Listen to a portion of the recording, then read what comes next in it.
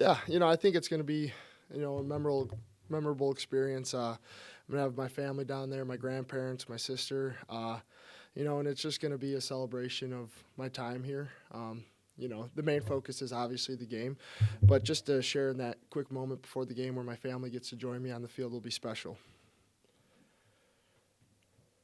How important is it to separate the pregame and the game? I mean, is that difficult at all? Yeah, I mean, going into each game, you have your routine, and you know what the job is in front of you. So for that quick little moment, I think you can disconnect and just it's really for your family. And the people that have supported you and helped you get to this point. So for them to come and share that moment with you and celebrate all your time here and all that we've accomplished is really special for them. It's special for the players as well. But we know the task at hand. We're able to disconnect for a quick second. But once we go back into the locker room, we know that it's game time, and it's all business from there. What would it mean to you to get this big in your last home game, knowing that you guys haven't won this rivalry since you've been here? You're 0-5 with PJ as head coach. So what would it mean to finally get that first win in the rivalry? Yeah, I mean, this is a really special game. It's a historic rivalry. And when you look at Big Ten football, this is what it's all about. It's going to be 20 degrees. There's going to be snow on the ground. And when you look at these two teams, we're very similar in the aspect where we're going to run the ball and we play, stout defense. So it's going to be a really special game. And when we look at this game, we prepare and plan and do what we need to do to go out and win a football game like any other game. We always talk about it, 1-0 championship season. So whether it's Iowa, whether it's Northwestern, we're going to prepare and we're going to bring out our best each and every week. So obviously it's going to be really special to get to play for that trophy. But we just have to go out there and be us. Prepare, plan like we normally do for each and every game and just look to go 1-0 in the Iowa season. How important is it to not let them get the lead? Yeah, I mean, it's important in every single football game. We talk about starting fast, accelerating in the middle, and finishing strong. We know in the past that there's been times where they were able to get out in front early, and then we were playing catch up the rest of the game. So we talk about it each week.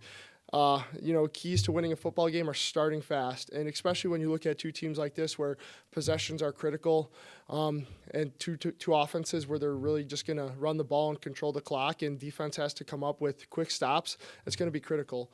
So yeah, we got to start fast, and we know that each week going into it. Jordan's up here talking about his journey from walk-on in Southern California to come up here and to go through the hard stuff. What has he shown you to be in the spot that he's in now? Yeah, just tremendous growth. I remember when Jordan came on campus, nobody really knew who he was because he was this walk-on guy, and he came, I think, like a week and a half later than everybody else. So he was kind of behind the eight ball a little bit because we had started all of our evals, our first week of introductions and things like that, and then he shows up a few days late, so everybody wasn't really sure who this guy was, but he was one of the first guys to get thrown into a major role. And we look at that Maryland game, Antoine Winfield went down. Next thing you know, this walk-on freshman is out there starting at our strong safety. And just to see his growth as a player, as a leader, as a person over these 5 years, and I've been able to blessed to be a part of it. We have a great relationship and great connection playing on the defensive side of the ball together. So just to see how well he's done, and this year in particular, how good he's playing is just a testament to all of his work. What makes Jaw such a challenge to block, do you think? Say that one more time. What makes Jaw such a challenge to block? I think he's sneaky. He's sneaky long, he's sneaky fast, and that gives him an advantage when he's coming off the ball. He has great get off. He's got long arms, he's got tremendous length, so that just gives him the ability to, work his moves, work his hands, and next thing you know, he's forcing a holding or forcing a pressure, and we saw a lot of that this weekend, and you've seen his growth as a player, as a defensive end, and he's just getting better and better, and we need him to continue to grow in that role that he's becoming a phenomenal pass rusher. But, yeah, I think his length and his speed is really what makes him separate. How important is it to keep their tight end under wraps? Yeah, really important. He's a phenomenal tight end, and they look to get him the ball in critical situations throughout in the passing game, screen game. Then he does a phenomenal job blocking as well. So when you look at Iowa, they've always historically had phenomenal tight ends, and he's the next guy up that does a really good job with possession catches, breaking tackles, and he's a really good route runner. You look at a tight end that runs a lot of receiver routes. You know, typically tight ends might be limited in what they do, but when you look at him, he can do a whole lot. They can split him out at the number one, and we have to be ready for that. Coach Rossi was named a nominee for the Broyles Award today as one of the top assistants in the country. Just what has it meant to you to work with him over your time? Yeah, I mean, I think that's full deserving. I think he was up for that award last year, and just to see Coach Rossi get the recognition that he deserves is awesome, because he's a guy that doesn't really care about that or isn't going to sit there and accept anything in terms of recognition. He just puts his nose down and works each and every day, and I've never seen anybody prepare and work and have the dedication that he has for anything. And that's a testament to him and how he's led this defense from some difficulties in the past. You know, when I started off, really my role in being a starting linebacker in 2020 and how he's taken us and developed us as a linebacker room, developed me as a player, and turned us into a really good defense is all the work of Coach Rossi. So to see him get that recognition is awesome. And, you know, like I said, I'll say it all the time, I think he's one of the best coaches in the country, best coach I've ever had.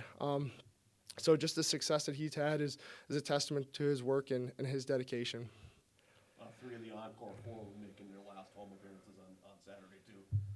What have they meant to you, those 3 guys, and to the program too? Yeah, you know, they've done so much for this program, and the leadership that they've had and demonstrated.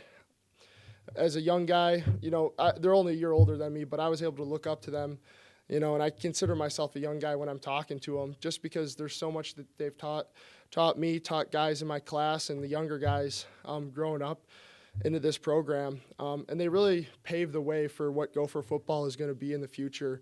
We look at that 2019, and really the end of 2018, that 2019 breakout season where Gopher football was really put on the map. It was those guys that were able to do that, and you know, you just got to give them a lot of credit because they put in a tremendous amount of work. They went through extreme adversity, but they stuck with it, and they did all that to put Minnesota on the map. And so, you know, you got to be so grateful for all the time that they've put in here and all they've done for this program.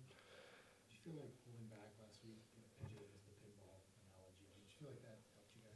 Oh, for sure. And Coach Fleck actually came in on Sunday and showed us a little bit of the catapult numbers where we were running the fastest that we've ran all year. And for us to do that in week 10 of the season, with all the hitting, all the physicality that we've had to endure, shows that it worked.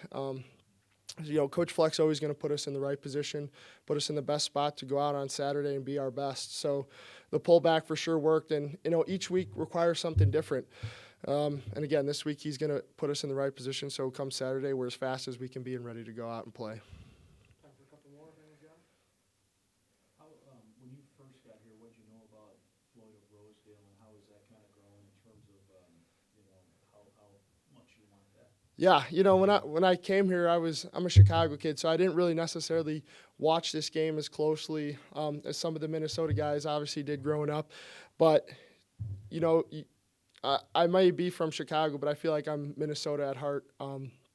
And so when you look at a game like that, it means a whole lot, just because, you know, the blood runs thick here in Minnesota, and so everybody knows that this is a really important game. Our fans, our players, so we have to go out and be our best. And, you know, just to be able to experience that game and have the opportunity to play in that game is a tremendous opportunity, and you got to show a lot of respect, because there's hundreds of years of this game played before me. There's going to be hundreds of years of this game played after me. So, you know, you just have a whole lot of respect for the game, and you know, proud to be able to be a part of it. And only a few games, but it's hundreds of years of history. Anything else? All right, thanks, Mariano. Awesome, thanks guys.